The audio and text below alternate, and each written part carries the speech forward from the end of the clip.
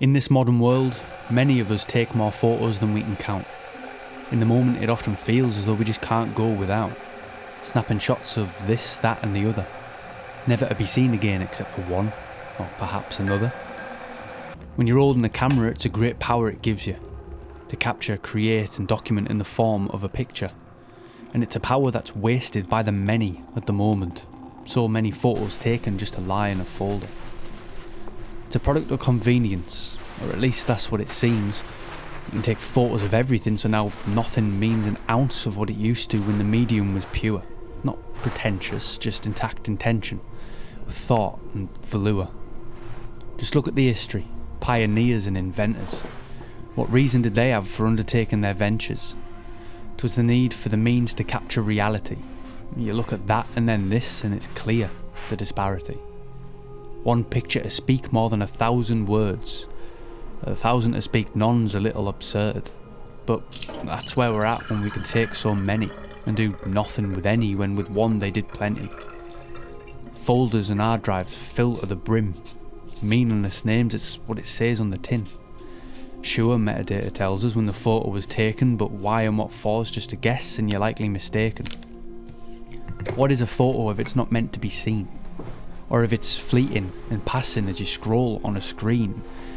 Well, the outcome's the same, you don't really see it, and a photo's like a book, you've got to stop and then read it. In times of old, the walls were adorned, photos in frames of all we adored. But naught is the same with our new modern ways, and whilst things do change, some things should remain.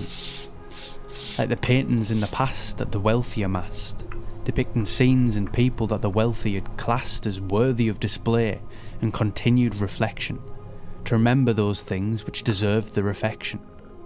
At the birth of photos, they were treated much the same, as pieces of time to be hung and arranged, if anything more meaningful than their painted predecessors, for they captured scenes as seen, not how painters assessed them. And this wasn't lost when cameras met the masses. Photos of families, holidays, pets and school classes all found their way into small homes and big houses, on the mantle and dressers, in lockets and albums. But today, I fear they're not held in such high regard. I guess it's supply and demand makes them easy to discard.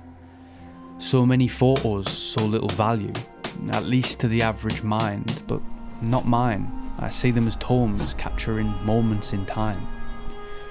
And I want to treasure them, keep them, preserve them forever. Remember these memories my mind would dismember.